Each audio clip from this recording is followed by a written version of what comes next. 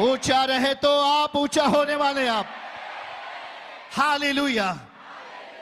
दूसरी तरफ यूहन्ना की स्थिति देखिए। चेले जाते हैं और कब्र के भीतर और वापस आ जाते हैं।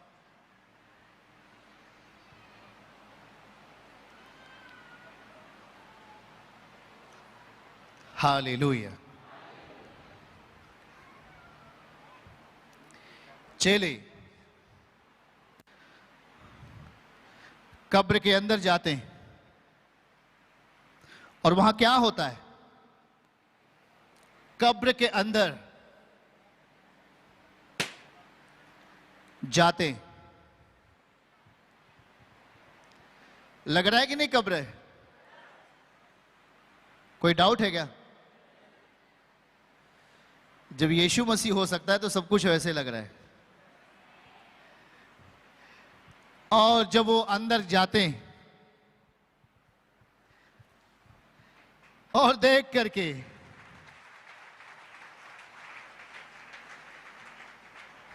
कुछ उन्हें मिलता नहीं और वो जल्दी से बाहर आ जाते हैं।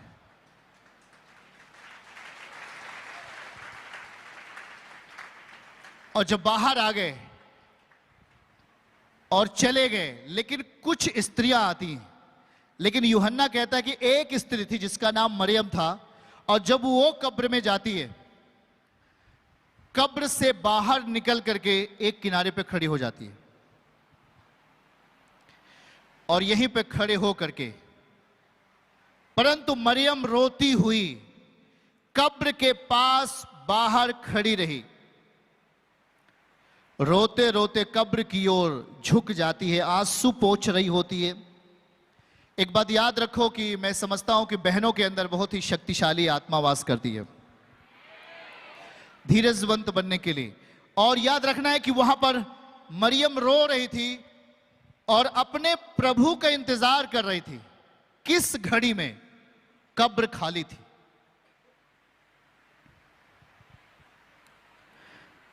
कब्र खाली है, यीशु नहीं है, उसका शरीर भी नहीं है, फिर भी मरियम उस कब्र के पास इंतजार कर रही है।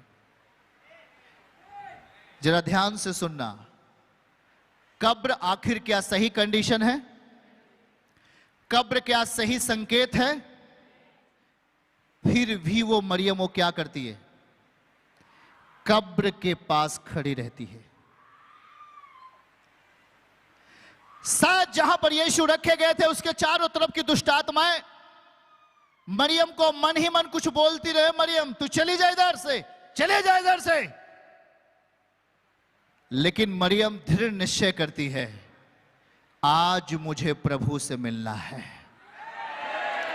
ऊंचा आमीन है क्या ये आपका? आज मुझे प्रभु से मिलना है। और वो रो रही है, रो रही है, रो रही है, रो रही है, लोथ नहीं है। कब्र पूरी तरह खाली है। क्या कब्र एक सही आशा है? कब्र एक बदबूदार जीवन संकेत करता है? कब्र एक टूटी हुई जिंदगी जैसा, एक बिखरी हुई जिंदगी का एक सूचक है? एक विपत्ति की दशा है कब्र? सही है कि नहीं? कब्र के पास कोई अपेक्षा नहीं किया जा सकता कि हमें कोई जीवित वस्तु मिलेगा, पर मरियम का विश्वास, वो कब्र के पास खड़ी रही, रो रही थी, ए प्रभु तू कहां चला गया? मैं तेरी लोथ को ही चाहती हूं, अगर तू मिल जाए तो मैं तुझे अपने घर लेके जाऊंगी। याद रखना, लोग जिंदे को चाहते हैं। लोग आज छुटकारा पा जाते हैं, मौत से बच जाते हैं, अपने आत्मिक स्पिरिचुअल का धोखा देके भाग जाते हैं। जिसने उसके लिए रात दिन रोया, बिलाप करके तुम्हारे लिए छुटकारा प्रदान किया, एक दिन आप उसकी तौहीन करके भाग जाते हो। पर आज देखो, उस स्त्री से सीख लो। अरे दिखाओ, कुछ पिक्चर भी दिखाना तो दिखाओ। परंतु, हाथ उठा के बोला परंतु। 10 आयत को दिखाइए, इसके पहले 10 आयत को दिखाइए। 10 आयत को दिखाइए इसके पहले। तब वे चेले अपने घर। हाँ, ऐसी कुछ दशाएं जब गांव में कोई आदमी सो जाता है तो बेचारी स्त्रियां वहां बैठी रहती हैं, आंसुओं को बहाते हुए संतावना देती रहती हैं। पर पुरुष भाई लोग बोलते हैं कि चलो जी, नींद खराब हो रही, थोड़ा सो लेते हैं, आराम कर लेते। हाँ, स्त्रियों की आंखों में ज्यादातर आंसू देखा जाता है, पर उन भाइयों के आंखों में आंसू नहीं देखा जाता, बहुत कम ही देखा जाता है। सही है कि नहीं, बोल के बताओ भाई। वहां ऐसे लिखा है 10 पद में, तब वे चेले अपने घर क्या हो गए, परंतु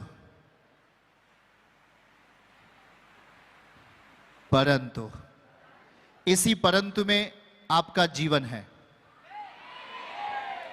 इसी परंतु में आपका पुनरुत्थान हो गए यीशु मसीह के नाम में। आमीन। ऊंचा बरकत आपकी। पीछे जितने लोगों सुनाई दे रहा है मेरी आवाज, आप पिक्चर को देख पा रहे हैं कि नहीं सही से? परंतु मरियम रोती रही। मेरे प्रभु तू कहां गया? जब तू शरीर में था मुझे चंगा किया। मेरे अंदर बहुत दुष्ट आत्माएं थी प्रभु, आपने मुझे चंगा किया था, आपने मुझे अच्छा स्वास्थ्य दिया था प्रभु। मैं तुझे नहीं छोड़ना चाहती, मैं तुझे फिर से पाना चाहती हूं प्रभु, क्योंकि हे प्रभु मैं तेरे बगैर नहीं जी सकती। मेरे अंदर दुष्ट आत्माएं थी, तूने मुझे चंगा किया है, मैं उस एहसान को नहीं भुलाना चाहती। पर आज की तारीख में आप उसके एहसान को भुला देते हो। आज की तारीख में आप मसीह को धोखा देते हो। आज की तारीख में आप यीशु मसीह को धोखा देते हो। लेकिन सीखो मरियम से, जिसके अंदर 7 तरीके की दुष्ट आत्माएं वास करती थी। आज यीशु मसीह ने उस मरियम को चंगा किया है। आज वही मरियम कब्र के पास जाकर के वहां से हट नहीं रही है। वो कब्र की दशा है भाई। थोड़ी देर बाद, मिट्टी देने के बाद कोई 1 मिनट भी कब्र के पास नहीं खड़ा होता और लोग कह देते हैं चलो भाई अब वो नहीं रहे, चलो अब वो नहीं रहे, अब उनका मिट्टी है, अब कोई मतलब नहीं है। क्या आपने कभी उस मिट्टी के बगल खड़े होकर 1 मिनट उसकी, अगर वो अच्छा आदमी है तो क्या आपने मिट्टी के साइड में खड़े होकर आपने प्रेयर किया क्या? सीखो आज से। कोई भला आदमी जिसने आपके जीवन के लिए भलाई किया है, समाज के लिए भलाई किया है, या भला आदमी था, जब वो सो जाता है तो क्या आप उसके मिट्टी के बगल खड़े होकर परमेश्वर से दुआ किया क्या? हे पिता, जब तू आए तो इस व्यक्ति को फिर से जीवित कर देना, इसे आशीर्वाद देना और इसके आत्मिक देह को अपनी प्रसन्नता में रखना। क्या कभी आपने ऐसा कहा? नहीं कहा। पर सीख लो। परंतु मरियम वहीं रो रही थी। शायद इस कब्र में रखा हुआ मसीह बाहर आ जाए। आज 4 बार चर्च आने के कारण 7 बार, 8 बार, 10 बार चर्च आया, बोला कि मेरे लिए प्रभु कुछ नहीं करेंगे। आपने विश्वास की धारा को अपनी जिंदगी में नहीं रखा, आपने वचन को नहीं समझा, और यही कारण है कि शैतान आपको बहका देता है। इसीलिए मैं इस चर्च में आने वाले हर एक भाई बहन से कहता हूं, यदि वचन की समझ है तो यीशु मसीह भी आपके पास है। यदि वचन की समझ नहीं है तो यीशु मसीह भी आपके पास नहीं है। याद रखो, क्या मरियम वहां से हटी? तेजी में बोल के बताओ, क्या मरियम वहां से हटी? कब्र के अंदर क्या था? कुछ था? कब्र के अंदर क्या था? पर वहां वो मरियम क्या की? बोलो, रुकी थी। बोलो, परंतु मरियम रोती हुई अपेक्षा करती है कि काश मुझे प्रभु फिर से मिल जाए, काश मेरा प्रभु मुझे फिर से। ये अपेक्षा है क्या आपके अंदर? हाथ उठाओ और आमीन बोलकर हाथ उठाओ। क्या ये अपेक्षा है? समझता हूं कि आज आपका परिवार हो सकता है धोखे का परिवार हो गया हो सकता है किसी शैतान ने आपके परिवार को दुख दिया हो, किसी बीमारी ने आपके परिवार को कब्र जैसा बना दिया हो, आपका परिवार सुनसान जैसा हो। आप अपेक्षा तो कर रहे हैं पर कुछ आपको मिल नहीं रहा। आप आशीष तो पाना चाहते पर आपके पास कुछ नहीं है। आप चंगाई पाना चाहते पर कुछ दिखाई नहीं दे रहा है। आप अपने बेटा बेटी के लिए छुटकारा चाहते हैं पर कुछ दिखाई नहीं दे रहा है।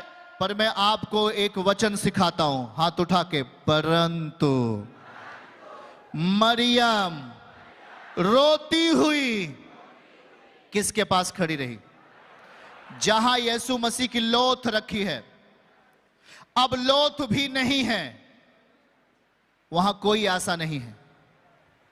फिर भी मरियम ने क्या रखा? किसे पाना चाहा? अरे बोलो, किसे पाना चाहा? शायद आपके घर में आशीर्वाद नहीं है, शायद आपके घर में छुटकारा अभी नहीं आया, शायद आपके बच्चों को चंगाई नहीं मिली, आपके परिवार में बरकत नहीं आई। पर मैं कहता हूं, रुक जाओ यीशु के पास, इंतजार करो, यीशु आपके लिए प्रकट होने जा रहा है। आमीन। ऊंचा बरकत और आशीष है आपके हाथों में। आमीन। याद रखो, जैसी वो रो रही थी, कुछ ही क्षणों के बाद यीशु मसीह का प्रगटीकरण होता है और वो यीशु से क्या कर पाती है? बात कर पाती है। लास्ट दिखाइए उस आयत को। ये कुछ इस तरीके का सीन है। और यह कहकर जैसी वो पीछे मुड़ी, यीशु को खड़े देखा और वो पहचान नहीं पाई क्योंकि वो महिमा में थे। आगे बताइए जल्दी से। और फिर लिखा है वहां पर, यह आगे दिखाओ। यीशु ने उससे कहा, हे नारी, तू क्यों रोती है? तो किसको ढूंढती है? उसने माली समझकर कहा, हे महाराज, आपने मसीह की लाश कहां रख दिया है? आज आप केवल जिंदा सा प्रेम करते हैं, वो चाहे आपका पति हो, चाहे आपका भाई हो, चाहे आपका भाई बहन, माता पिता, कुछ भी हो। जब तक जिंदा रहता है आप उससे प्रेम करते हैं, उसके बाद आप उससे प्रेम नहीं कर पाते। याद रखो कि इस मरियम का प्रेम कितना अथाह था, इस मरियम का प्रेम कितना बड़ा था कि वो है नहीं फिर भी उसके लिए दिखाई देता है। यहां पर आखिर में लिखा गया है, आगे पढ़िए। यीशु ने कहा, फिर आगे पढ़िए, यीशु कौन है? आदमी बैठा है उधर। यीशु ने कहा, हे नारी, तू क्यों रोती है? किसको ढूंढती है? और उसने, अरे अगला दिखा, 16। यीशु ने उससे कहा, मरियम। उसने पीछे मुड़कर इब्रानी भाषा में कहा, रब्बूनी, अर्थात हे गुरु। आगे दिखा। और यीशु ने कहा, मुझे मत छू। आखिर, पूरा आखिर में देखा, आखिर में। और फिर आखिर में क्या लिखा है वहां पढ़ेंगे, सबसे आखिर वचन में। और आखिर में लिखा 18 पद में जब जाएंगे, 18 पद में जाएंगे तो वहां मरियम मगदलीनी ने जाकर चेलों को बताया, मैंने प्रभु को देखा। अरे मैंने यीशु मसीह को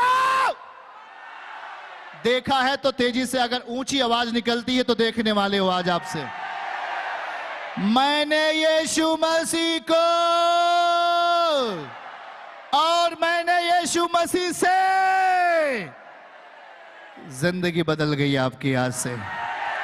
अब कोई शैतान आपको बहका नहीं पाएगा, कोई बीमारी आपको हरा नहीं पाएगी, क्योंकि आपके प्यार ने मरे यीशु को जिंदा कर दिया है।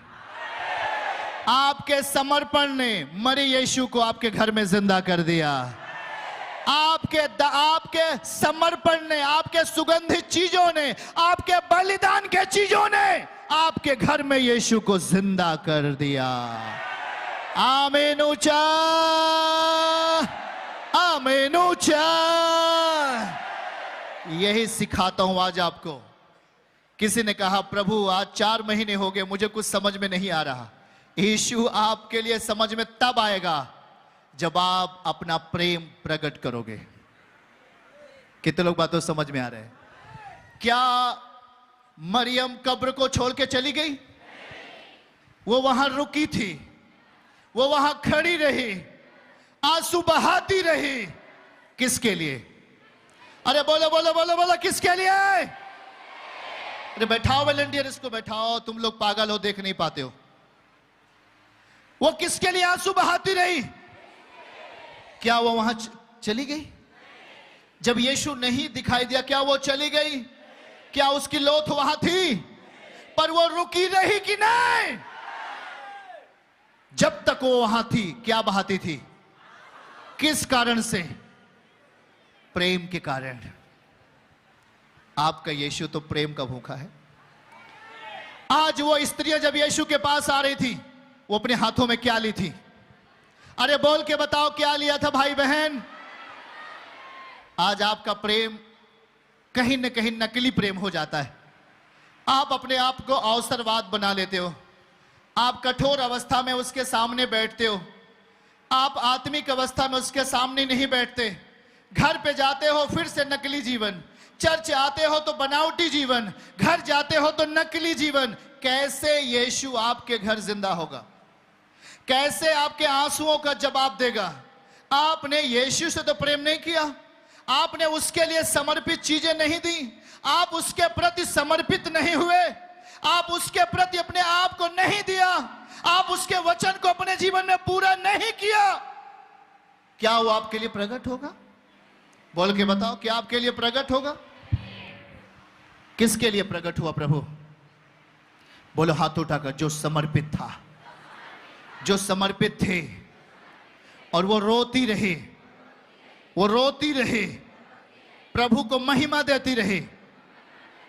यीशु उसके लिए जी उठा। यीशु उसके लिए जी उठाया। आमीन। यीशु उसके लिए जी उठाया। आमीन।